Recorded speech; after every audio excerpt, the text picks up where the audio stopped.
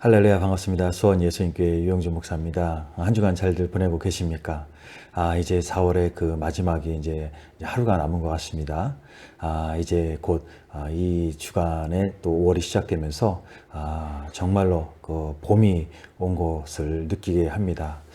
그럼에도 불구하고 봄을 느낄 수 없고 또 즐길 수 없는 이런 중국 바이러스 때문에 너무나도 안타깝고 너무나도 좀 우울한 그런 때이지만 그래도 언젠가는 이 일이 꼭 지나가고 분명히 이 봄을 즐길 수 있는 그런 때가 올 줄로 믿습니다.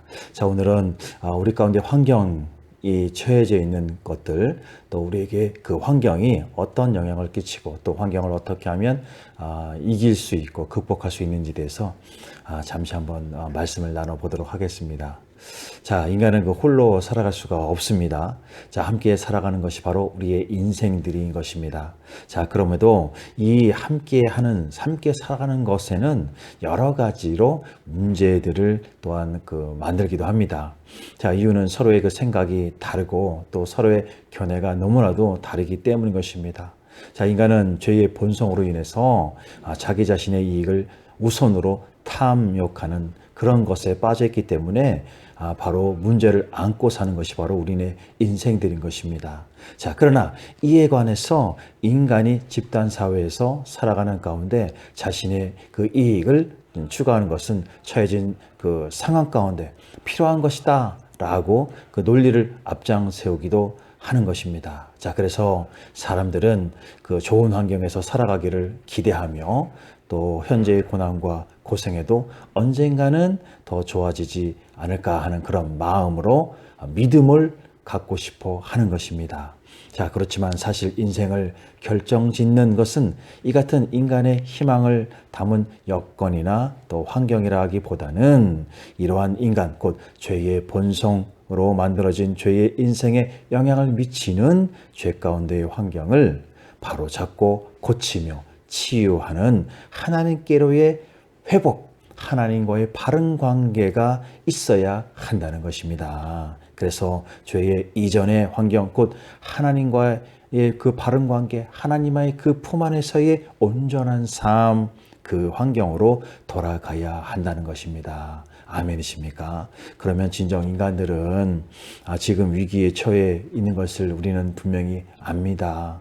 과학과 산업이라는 그런 이름하에 온갖 그 오염이 넘쳐나고 있습니다. 그리고 세상에 감각적이고 그런 현란한 문화는 인간들의 정상적인 생활을 방해하는 죄의 요소들로 가득합니다.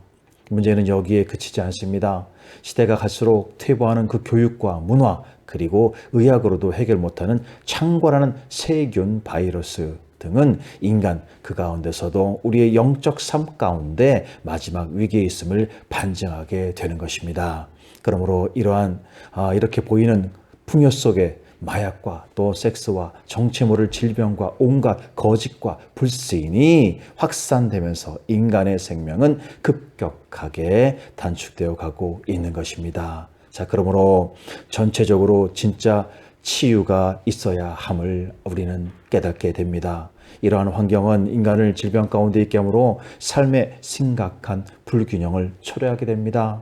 그러나 의학으로서도 완치가 불가능한 이러한 질병들, 예수님께서 말씀 한마디로 치유한 사건들은 오직 육신의 질병과 인간의 정서적인 자아와 감정까지도 치유하시는 영적인 치유다, 전체적인 치유다라는 것을 분명히 알게 되는 것입니다.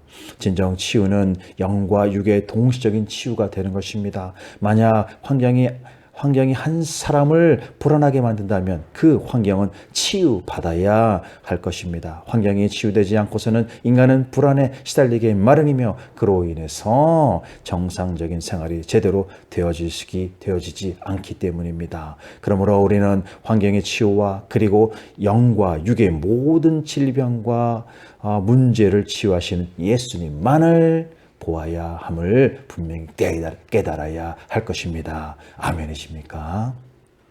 진실로 우리는 온전하고 또 건강한 환경을 만들어 가야 합니다. 고대 사회에서 열악한 환경에 병이 들면은 샤머니즘을 동원해서 치유하는 방법을 행했습니다. 그러나 이는 발전된 오늘날에도 이러한 방법은 종종 동원되는 것을, 그런 어리석음을 보게 됩니다. 인간들은 질병에 있을 때 병원을 찾아갑니다. 그러나 병원에서도 고칠 수 없는 병들이 아직도 많이 있습니다. 인간은 그 노력을 할 수 있는 데까지 다 하다가 결국은 어떻게 됩니까? 마지막이 돼서야 하나님을 찾게 됩니다. 진실로 우리는 본질적인 질병의 해결은 하나님밖에 없음을 분명히 깨달아야 할 것입니다. 왜냐하면 하나님은 우리의 창조주이시며 우리를 고치실 수 있는 그런 분이시기 때문인 것입니다. 믿으십니까? 자, 그리고 예수님은 제자들을 보내시면서 사람들을 치유하라고 보냈습니다. 모든 병과 모든 약한 것을 고치시는 권능은 진정 하나님께서 주시는 능력이 되는 것입니다. 믿으십니까? 히브리서 10장 22절에 이런 말씀을 합니다. 참마음과 온전한 믿음으로 하나님께 나아가라고 말입니다. 예수님께 겸손히 의뢰하는 것, 이것만이 모든 문제의 해결이며 답을 얻을 수 있는 것입니다. 아멘이십니까? 진정 온전한 치유를 위한 길은 예수님밖에 없는 것입니다. 세상의 악한 환경 속에서도 악에 굴하지 않고 맞서 싸우는 것이 우리 그리스도인들에게 주어진 주님이 가르쳐 주신 것입니다. 아멘이십니까? 출애굽기 15장 22절 26절은 이런 말씀을 합니다. 모세가 홍해에서 이스라엘을 인도하며 그들이 나와 수르 광야로 돌아가서 거기서 사흘 길을 걸었으니 물을 얻지 못하고 마라에 이르렀더니 그곳에 물이 써서 마시지 못하겠으므로 그 이름을 마라라 하였더라. 백성이 모세에게 원망하여 이르되 우리가 무엇을 마실까 하며 모세가 여호와께 부르짖었더니 여호와께서 그에게 한 나무를 가리키시니 그가 물에 던지니 물이 달게 되었더라. 거기서 여호와께서 그들을 위하여 법도와 율례를 정하시고 그들을 시험하실세 이르시되 너희 하나님 나 여호와를 말을 들어 순종하고 내가 보기에 의를 행하며 내 계명에 귀를 기울이며 내 모든 규례를 지키면 내가 애굽에서 내린 모든 질병 중 하나도 너희에게 내리지 아니하리니 나는 너희를 치료하는 여호와임이니라. 할렐루야. 이 남은 한 주간 진정 우리를 이런 어려운 환경 속에서도 인도하여 주시고 또 함께 하시는 주님께 감사드리면서 더욱 우리의 믿음이 성장하며 하나님의 놀라운 섭리와 계획 그리고 그 가운데 주시는 음성에 응답하면서 이를 이루어 나갈 수 있는 우리 모두가 되도록 예수님의 이름으로 축원드립니다. 할렐루야.